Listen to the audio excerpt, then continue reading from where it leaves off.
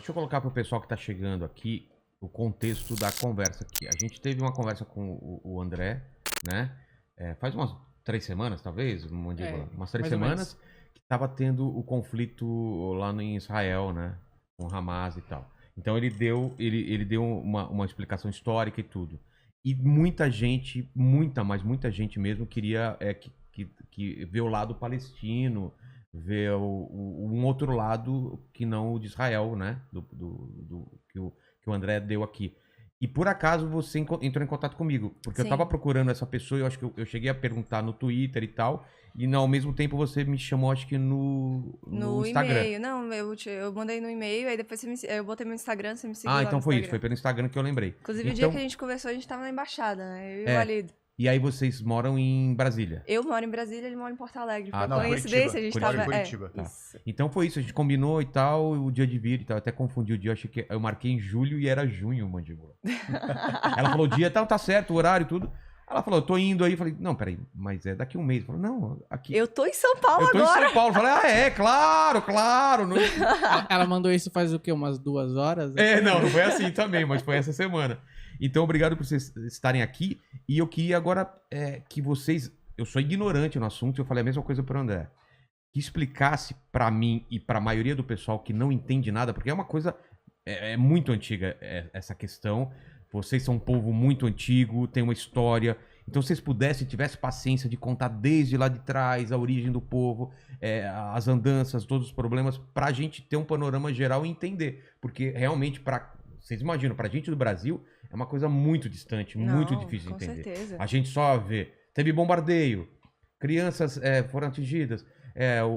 Israel fala não sei o que, os palestinos, Hamas, pra gente é muito complicado. Então, se vocês pudessem vir lá de trás e contar pra gente o que é a Palestina, é uma região, é um povo, é uma cultura, o que é?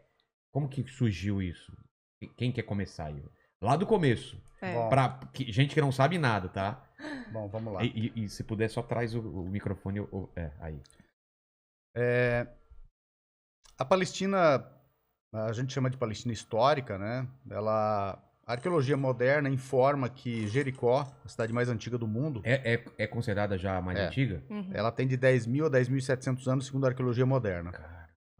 E ela é uma cidade habitada desde sempre, e sempre foi habitada exatamente pelos palestinos. Então, partindo de Jericó, nós acabamos conhecendo que quem fundou essa cidade também, segundo essa arqueologia moderna, são os cananeus.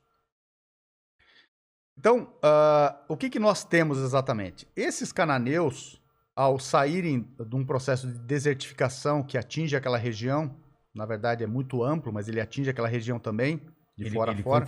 Foi virando deserto, é isso? Há um processo de desertificação que atinge o próprio Saara. Por isso que se fala que o Saara era verdejante até tempos atrás, e tinha animais e tal, daí pega lá nas gravuras rupestres, lá pintado o animal, gente caçando e tal, rio, aquela coisa toda, né? E esse é um processo. Os cananeus começam a buscar, fugindo do processo de desertificação, terras, claro, com água, etc. Encontram o Vale do Jordão, que hoje separa a Palestina da Jordânia, do Rio Jordão, esse rio bíblico e tal. E ali começam a edificar uma civilização sedentária. E Jericó é essa primeira cidade. E eles constroem muitas outras cidades. E as primeiras cidades-estado do mundo são as cidades-estado cananeias. Esse amplo mundo cananeu, que envolve também não só a Palestina de hoje, mas envolve toda aquela região chamada do Crescente Fértil, ou seja, entre o Nilo atual, o Nilo no Egito atual, ao complexo Tigre-Eufrates, que engloba ali a Turquia, engloba a Síria, engloba o atual Iraque, essa coisa toda. Aquela curvinha que faz. E depois ele bifurca, né? Ao mesmo tempo, o Líbano, a atual Jordânia, tudo isso é o chamado Crescente Fértil, ou a região do Levante. Essa região é cananeia, basicamente. E é claro que no desenvolvimento geral, acontecem, durante, imagine, milhares de anos, quantas línguas mudaram na Europa, deixaram de existir, quantos etnos novos surgiram, mas os povos, na verdade, são os mesmos, simplesmente foram.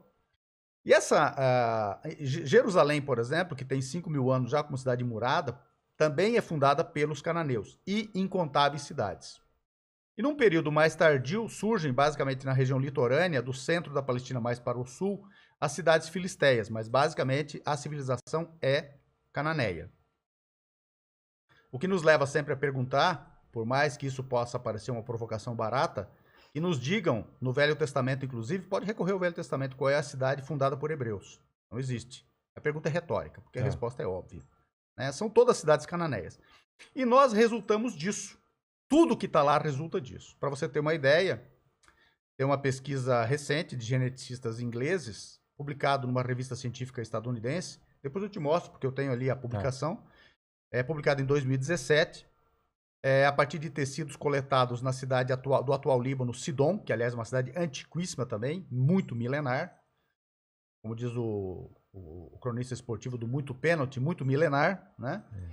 E aí eles, nessa pesquisa desses geneticistas, né, com base no DNA, identificam que 90% da população libanesa atual descende dos antigos cananeus, que dirá os palestinos que são o epicentro. Então tudo ali, e todos que estão ali desde sempre, são cananeus. Pouco interessa o credo religioso que passaram a professar em algum momento da história. Origem comum. Então o que nós somos os palestinos? Nós somos essencialmente os cananeus como população primária, com algumas misturas, porque ali, muitos, para você ter uma ideia, contando a ocupação israelense hoje, ou sionista, estrangeira, euro-judaica, já passaram pela Palestina, invadiram, reinvadiram, ocuparam, reocuparam, promoveram o genocídio, tentaram eliminar a Palestina, 57 invasões. Caramba. Todos se foram e nós ficamos. Nós estamos ali. Cita algumas dessas invasões, assim, quem? A romana, a babilônica, a assíria, a egípcia, e todas elas em mais de um momento. Tá? O reino arameu que se expandiu, depois se desinflou, então tá, hegemonias e deshegemonias, essa coisa toda, né? Os persas, isso para citar alguns mais conhecidos e que estão mais identificados no livro didático, tudo isso se expande na Palestina. Então, o que nós somos, o que nós seríamos hoje? Vamos dizer, vamos pegar o censo britânico de 1922, que informa lá uma população X para a Palestina, e informa que a Palestina tinha uma densidade demográfica de 28,7 habitantes por quilômetro quadrado. Para você ter uma ideia, o Brasil, naquele momento, tinha apenas menos de 4 habitantes por quilômetro quadrado. E a China, que já era o país mais populoso do mundo, tinha menos de 40. Portanto, o mito sionista, inaugurado na Europa na segunda metade dos 1800, de que a Palestina era uma terra sem povo, é mentiroso. Assim como é mentira que aquilo era um deserto. A precipitação pluviométrica média anual da Palestina equivale ao semiárido brasileiro, por exemplo. Em algumas regiões do norte, na chamada Galileia, na região fértil de Jenin, por exemplo, de Hebron, super fértil, e que coincide com o Vale do Beká no Líbano, coincide com a região verdejante do Golã sírio e da região de Jarash, na Jordânia, é muito mais ainda a precipitação pluviométrica média anual. A de Jerusalém, por exemplo, em diversos anos, claro, uma média anual, ela chega a ser a precipitação pluviométrica média anual de Londres. Então também é uma mentira. E pegando mais uma vez esse censo britânico de 22, para a gente caminhar rapidamente na história, quem são os palestinos nesse censo britânico? Porque os britânicos eles separam por credo religioso. Porque eles já tinham prometido a Palestina para os euro-judeus, para os sionistas, em 1917, na Declaração Balfour, né, que era do ministro de Relações Exteriores britânico naquele momento. James Arthur. Que ele sai da região? É a época que ele sai da região ou não?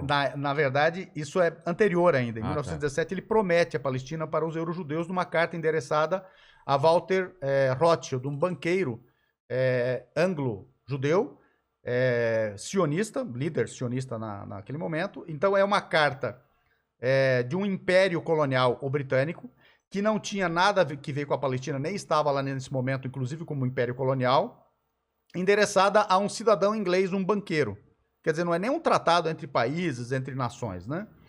E em 1922, quando eles já tomam posse da Palestina, isso depois da Conferência de San Remo de 1920, entre os ganhadores da Primeira Guerra, quando os franceses e ingleses resolvem tomar para si e dividir as posses coloniais do espólio do Império Otomano, que tinha ruído na Primeira Guerra, E aí, em 1922, 23, eles tomam posse da Palestina como um mandato de protetorado outorgado pela antiga Liga das Nações, não é? Sociedade das Nações, que a gente conhece mais como Liga das Nações. E por que protetorado? Porque eles resolveram dizer que, embora tivesse havido a promessa a todos os árabes de autodeterminação, feita pelos ingleses e franceses ao chamado esforço árabe, que lutou junto a ingleses e franceses na Primeira Guerra contra o Império Otomano, havia porções daquela região que estavam despreparadas para a autodeterminação. Eram bobinhos, precisavam ser treinados pelos impérios coloniais franceses e ingleses. E os ingleses ficam basicamente com a Jordânia. Isso na fala deles, né? claro. Na fala dos ingleses. E a Palestina, para, sob este mandato de protetorado, os prepararem para a autodeterminação. Com um detalhe, a Declaração Balfour é incorporada como um documento integrante do mandato de protetorado inglês sobre a Palestina. E aí eles começam a promover a ideia do lar nacional judeu na Palestina, que eles tinham prometido em 17. Claro que com um detalhe. Eles dizem na Declaração Balfour, que tem 67 palavras, que as populações originárias terão garantidos os seus direitos civis e religiosos. Mas aí tem uma maroteza no meio. Direitos nacionais só para os europeus de fé judaica que serão depois levados pelos ingleses a partir do protetorado. Então, quando eles constroem o Censo Britânico de 22 sobre a Palestina, eles separam por religião para criar um ethos judaico e aí começar a construir a narrativa. Mas quem são isso? Porque é importante designar. Quem são esses do Censo Britânico de 22? São palestinos, desde sempre, apenas professantes de credos religiosos diferentes. Isso nos permite afirmar que os únicos judeus semitas do mundo são exatamente esses palestinos de fé judaica. Assim como todos nós, palestinos, somos 100% semitas. Ao passo que os demais... A palavra semita significa o quê? Deriva de... Bom, pode ter aquela derivação bíblica, né, de sem, Tá. mas também, claro, designa, grosso modo, as línguas de origem semítica faladas. O árabe é uma delas, o aramaico seria uma delas também. Nós somos semitas, por Nós exemplo. somos semitas, por exemplo, por excelência, 200%.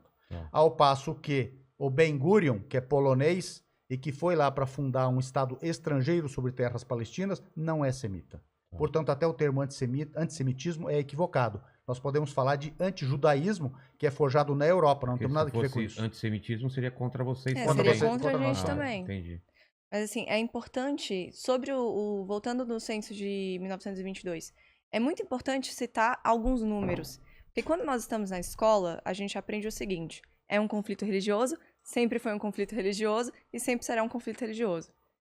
Então, os números dizem o seguinte: haviam 590 mil, né? Eu tô arredondando, tem uns quebradinhos aí. Mas haviam 590 mil muçulmanos, 83 mil judeus, 73 mil cristãos e mais ou menos 8 mil outras religiões, entre samaritanos, drusos, outros povos, né? Povos não, porque eram todos palestinos. Mas outros credos, né? Segundo, e essa definição é segundo o censo de 1922. E não havia conflito. Então, se as religiões sempre existiram ali, se sempre havia... sempre houveram cristãos, judeus e muçulmanos naquela religião, por que falar que o conflito é religioso? O que aconteceu? Que a religião virou um problema. Então, nunca foi um conflito religioso. Nunca. Sempre foi político. Político e de tomada de território. E muito recente. E muito recente. Antes da fundação de Israel não existia esse conflito? Não. Absolutamente não. O que, assim, isso... Não havia um ódio em relação aos... Não, isso é coisa judeus. europeia. Não. Isso é coisa europeia. O antissemitismo, né? Ou antijudaísmo, num termo mais correto, ele nasce na Europa. Porque se tinha a crença de que judeu não ia para o céu. Quem vai para o céu? Quem acredita em Jesus. Quem acredita em Jesus. Judeu acredita em Jesus? Não. Eles eram Então não vai para o céu. E eles eram culpados do chamado deicídio. Eles mataram Jesus. Tá. Conforme e a aí... narrativa novo testamentária.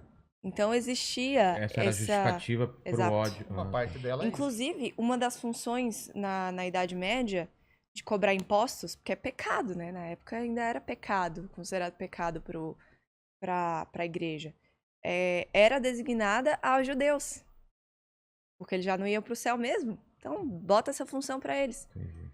Então, primeiro, o ódio, né, ao povo judeu na Europa, nós não temos nada a ver com isso, porque os judeus também viviam na Palestina. A Palestina também professava fé judaica. E grande parte do povo, 80 mil E pessoas, tinham naquela vários época. terrenos comprados, né, deles, lá no meio dessa região, né? Sempre houve, Sempre todos houve. tiveram direito a ter uma vida normal na Palestina. Consequentemente, segundo esse censo britânico de 22, os judeus detinham aproximadamente 3% da posse ou da propriedade na Palestina. Eles eram menos proprietários porque eles eram menos dedicados às atividades chamadas hoje em dia rurais, eles eram menos camponeses. Por isso eles detinham menos propriedade em extensão. Mas nas cidades palestinas, deste momento, eram cidadãos de pleno direito, não havia nenhum problema. E a palavra Palestina vem da onde? Essa... Vem da palavra em árabe Falastim. Que é? E em princípio, designa aquilo que seriam os filisteus. Filisteu. E Então, que Filisteia. que em princípio era adotado esse termo por mercadores gregos e que em princípio os romanos, quando chegam ali, adotam para toda aquela região. E qual é a maroteza disso? A maroteza disso é tentar dizer que o termo Palestina existe há 2.000 e poucos anos, como se fosse pouco. Como se fosse pouco. E a grande questão para nós é, bom, se ter o nome atual ou milenar, você quer que ele tenha 10 mil anos para se justificar? Porque nós somos o único povo do mundo que tem que explicar que está 10 mil anos num lugar para ter direito a ele. Enquanto que eu, você e a Mainara, se apresentarmos o título de propriedade agora desse porão, é nosso. E direitos humanos estão salvaguardando a gente. Direitos nacionais, inclusive, humanitários e civis. Na Palestina, não.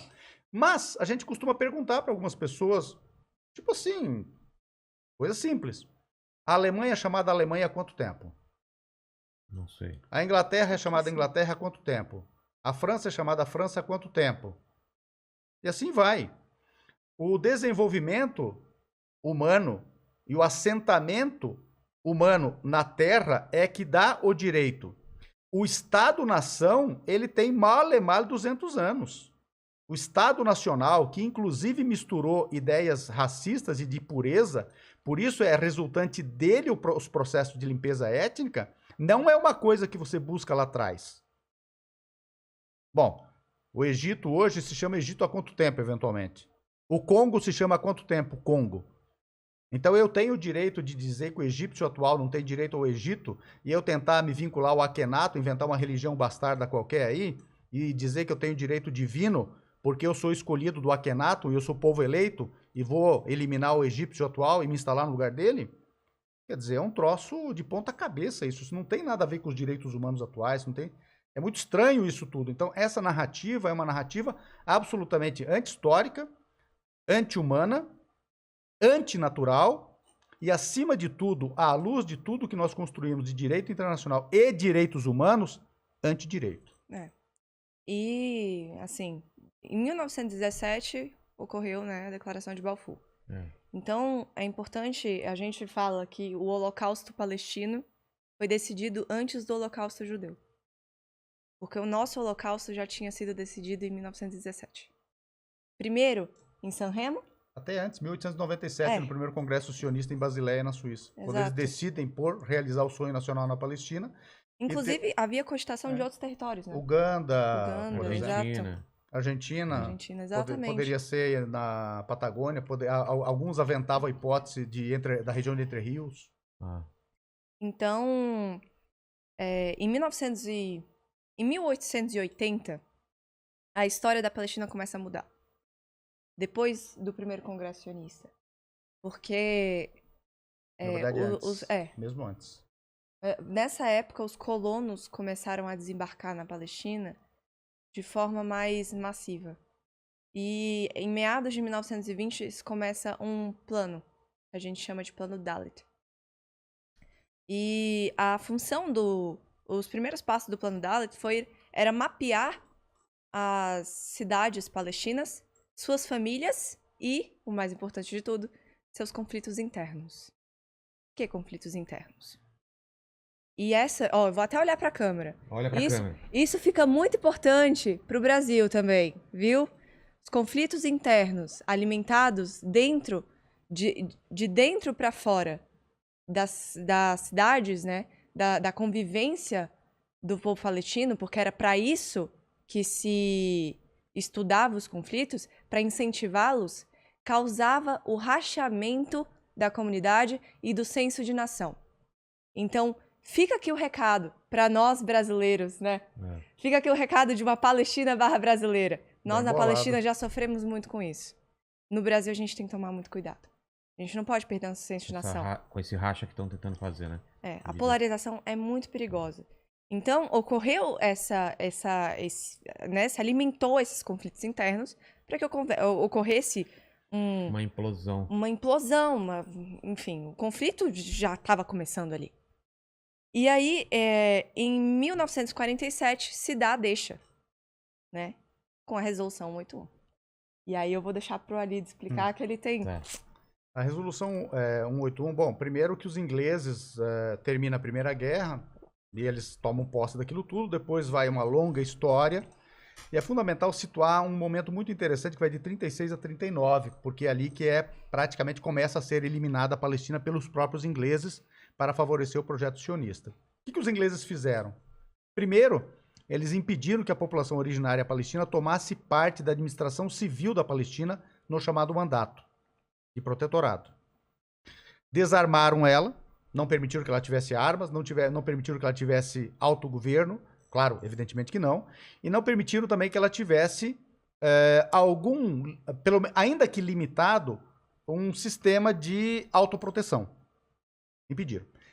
E nesse processo também admitiram a agência judaica, que foi o instrumento, uma empresa de colonização bolada para levar euro-judeus, estrangeiros de fé judaica para a Palestina para começar a colonizar e adquirir terras.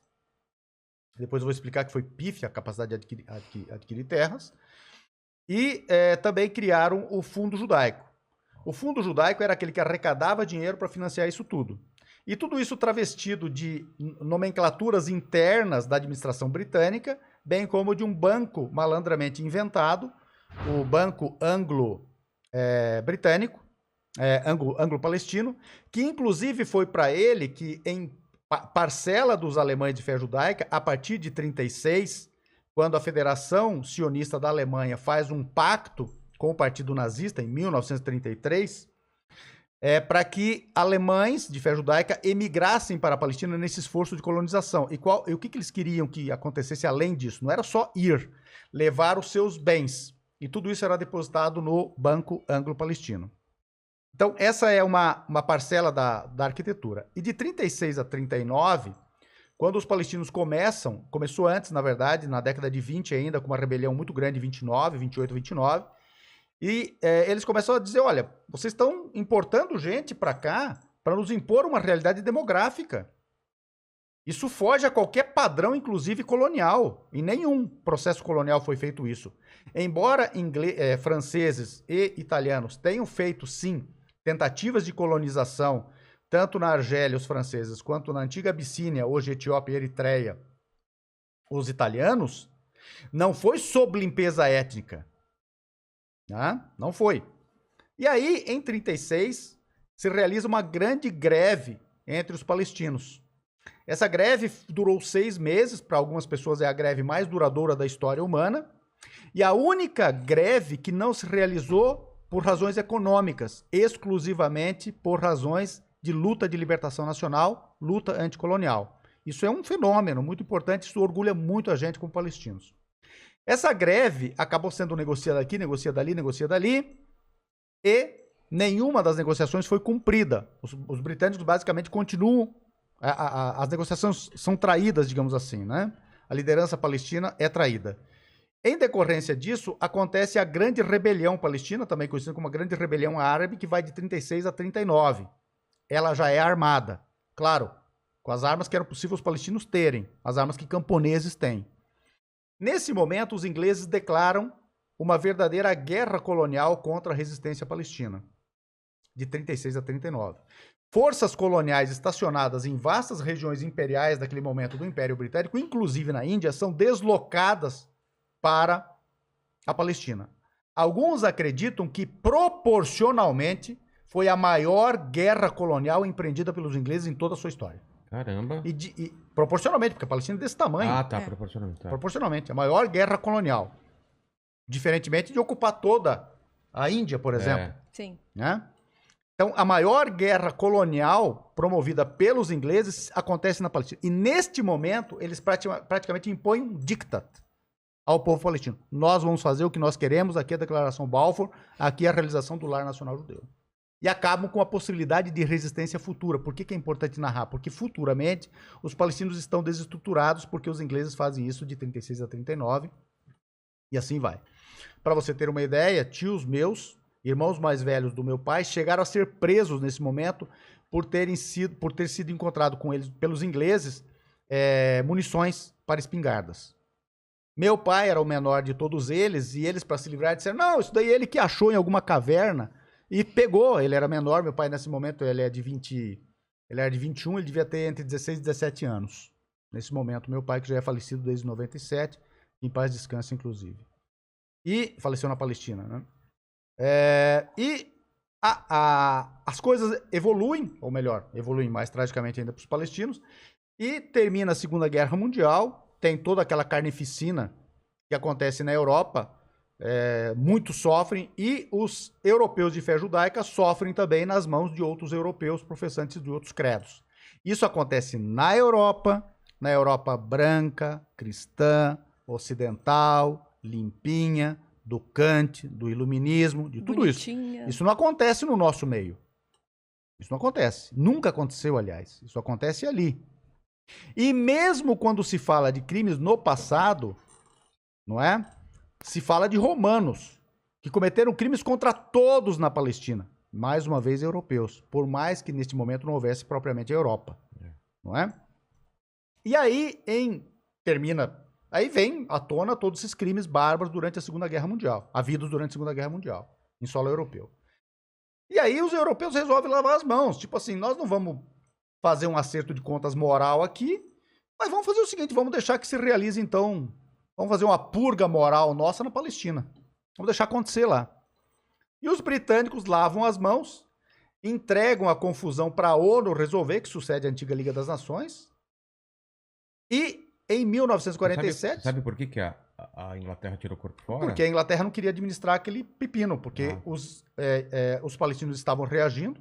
Não havia exatamente uma simpatia mundial àquilo, porque pela primeira vez na história, por mais bárbaro que tenha sido o colonialismo, que uma metrópole imperial promete um território que nunca foi seu, admitindo a hipótese de desalojamento da população autóctone e originária, a Palestina, para a instalação de estrangeiros instalados previamente com este propósito, deslocados pela própria potência colonial. Isso nunca aconteceu. Inclusive a França já tinha tirado o corpo fora há muito tempo, lá em Sanremo. Lá em Sanremo. Porque eu vou participar disso. A França, ela dominava a Síria, né? O território da Síria na época. E do Líbano. Então foi tipo assim, né? A gente não quer judeu na nossa área, não. Só foi saindo aos poucos, então. Na verdade, eles foram indo aos poucos para a Palestina, levados pelos ingleses nesse projeto entre a Agência Judaica e o Fundo Nacional Judaico. E aí, quando eles abandonam largam para as Nações Unidas para resolver, para já a ONU, né? Finalmente, depois de muita discussão, em 29 de novembro de 1947, a ONU resolve, numa sessão da Assembleia Geral das Nações Unidas, que durou, prestar bem atenção, durou 3 minutos, partilhar a Palestina. Eles recomendam a partilha. Não criam nada. Recomendam a partilha. E como é que eles recomendam a partilha? Eles recomendam assim. Para os palestinos, neste momento, para a leitura ocidental e da ONU, palestinos são os não-judeus, porque eles separaram o etos lá atrás. A maroteza. Certo? Os não-palestinos representavam entre 2/3 a mais de 70%. Por que até mais de 70%, eventualmente 75%? Porque os britânicos, malandramente, nunca censitaram os beduínos. Nem em 22, nem nunca. Então, se censita os beduínos e não eram nenhum deles judeu, não professava o judaísmo, havia uma tradição, aumentaria a proporção de não-judeus. Então, para aqueles que são mais ou menos 70% ou mais por cento da população, 42,9% do território para um futuro Estado palestino.